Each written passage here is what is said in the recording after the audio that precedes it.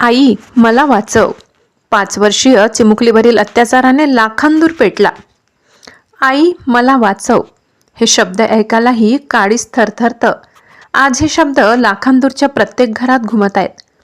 भंडारा जिल्ह्यातील लाखांदूर शहरात भर दुपारी घडलेल्या अमानवी घटनेने संपूर्ण महाराष्ट्र हादरलाय. अवघ्या 5 वर्षीय चिमुकलीवर परप्रांतीय अल्पवयीन आरोपीकडून लैंगिक अत्याचार झाल्याची धक्कादायक घटना समोर आली आहे. ही घटना उघडकीस येताच शहर सुन्न झालं आणि पुढच्याच क्षणी पेटून उठलं. अत्याचारानंतरही आरोपी थांबला नाही. पीडित चिमुकलीच्या कुटुंबाला जीवे मारण्याच्या धमक्या दिल्याचा गंभीर आरोप आहे. आज हे कुटुंब भीतीच्या सावटाखाली जगत आहे. प्रश्न एकच आहे, गुन्हेगार मोकळा आणि पीडित कुटुंब असुरक्षित का? लाखांदूर बंद, जनतेचा उद्रेक.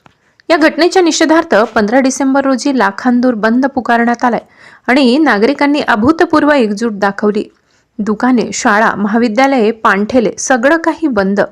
पण बंद नव्हता तो न्यायाचा आवाज. निषेध मोर्चा छत्रपती शिवाजी महाराज चौक ते थेट तहसील कार्यालयापर्यंत जनतेचा संतप्त मोर्चा निघाला. नागरिकांच्या ठाम मागण्या: आरोपीला तात्काळ अटक करा, जामीन नाकारला जावा, प्रकरण जलदगती न्यायालयात चालवा, आरोपी व कुटुंबियांना तालुक्यातून हद्दपार करा, आरोपीचे पूर्व गुन्हे उघड करा, आरोपीच्या कुटुंबाकडे असलेली आधार, रेशन आणि रहिवासी कागदपत्रे बेकायदेशीर असल्याचा संशय नागरिकांनी व्यक्त केलाय.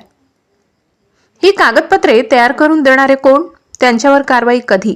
हा सवाल आज लाखांदूर विचारतोय. थेट इशारा: पीडित चिमुकली आणि तिच्या कुटुंबाला तात्काळ पोलीस संरक्षण द्या, अन्यथा हे आंदोलन अधिक तीव्र होईल, असा खणखणीत इशारा देण्यात आलाय. आज प्रश्न केवळ एकाच चिमुकलीचा नाही. आज प्रश्न आहे मुलींच्या सुरक्षिततेचा, समाजाच्या माणुसकीचा. प्रशासन जागं होणार का? न्याय वेळेत मिळणार का? हे आम्ही विचारत राहू, कारण ही बातमी नाही, हा आक्रोश आहे.